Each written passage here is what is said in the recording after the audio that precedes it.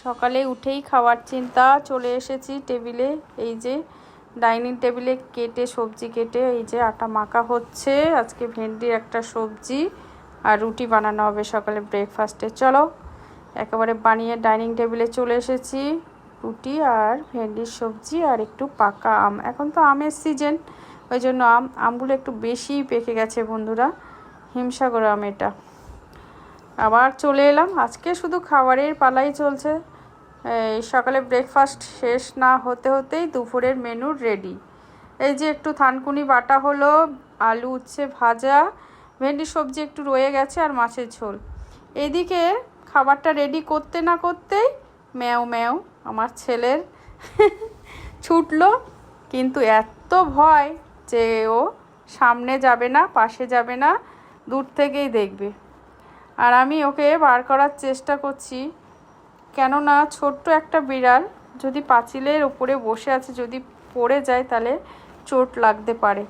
কিন্তু অনেক চেষ্টা করছি বন্ধুরা বার করার, কিন্তু বার করতে পারছি না। কি করব বলো তো, তোমরা একটু বলো না। এই যে বৃষ্টি হচ্ছিল হালকা হালকা, ওই জন্য গাছের পাতার মানে এই ডালের মধ্যে গাছের এই পাঁচিলের উপরে চুপ করে বসে আছে, হালকা হালকা ভিজেও গেছে। অনেক কষ্ট করে ওকে বার করাতে চেষ্টা করছি, কিন্তু বার করতেই পারছি না। আর আমার ছেলে কুকুর বিড়াল তো পছন্দ করে, কিন্তু সামনে তো যাবে না, বলছে আজকে মাছ হয়েছে, ওকে একটা মাছ দাও খেতে। চলো মাছও ফাইনালি লাস্টে মাছও নিয়ে এলো, নিয়ে এসে ওকে মাছটা দিলাম, যদি কাছে আসে। কিন্তু মাছটা যেই নিয়ে সামনে যাচ্ছি ও তো ভয়ে পালাচ্ছে, মানে যত কাছে নিয়ে যাচ্ছি ততই দূরে সরে যাচ্ছে। আমি বুঝতে পারছি না বন্ধুরা এটা কি করব। একটা কাজ করা যায়, ওকে আলতো হাতে করে তুলে নিয়ে আসতে হবে, তাই তো। দেখি মাছটা তো আগে খাওয়াই ওকে, কিন্তু মাছ ও খাবে কি জানি না, বাট ও খেতে পারবে কি না সেটাও জানি না, তাও দিয়েছি। আর দেখো এমনভাবে বসেছে মনে হচ্ছে এই মাত্রই আবার পড়ে যাবে। তাই আমি মাছটা দিয়ে সরে আসলাম, যদি আমার সামনে খেতে চাইছে না, তাও দেখি পরে আবার একটু চেষ্টা করব। তারপরে খেলো না, লাস্টে আবার মাছটা নিয়ে আবার এদিক ওইদিক করছি, কিন্তু ও আসছেই না, কাছেই আসছে না। পরে ভাবলাম যে দেখি ওকে কি করা যায়, তারপর আস্তে করে ওইখান থেকে ওকে তুলে নিলাম বন্ধুরা।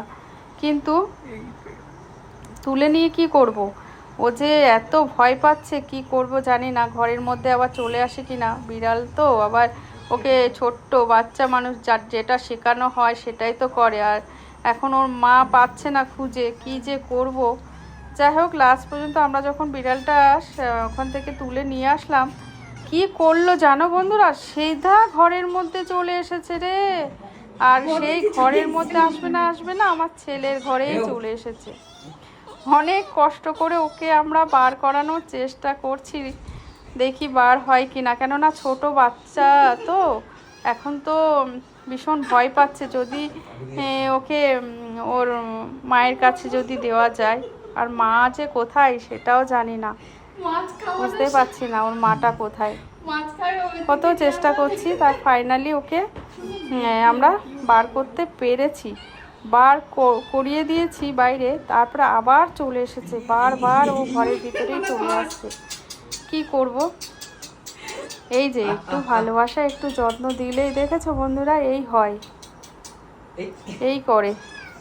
আজকে আমার মনে হচ্ছে আমার ছেলের ঘরেই থাকবে এই বিড়ালটা। আজকে ওর ঘরে খাটের তলায় লুকিয়ে গেছে একদম, ওখান থেকে আর বার করানো যাচ্ছে না। যাই হোক দেখি কি করা যায়, তোমরা একটু কমেন্ট করে অবশ্যই বলো কি করব বিড়ালটা নিয়ে আমরা। চলো এখানে ভিডিওটা শেষ করছি, তোমরা ভালো থেকো। কি সুন্দর কিউট লাগছে না, চলো।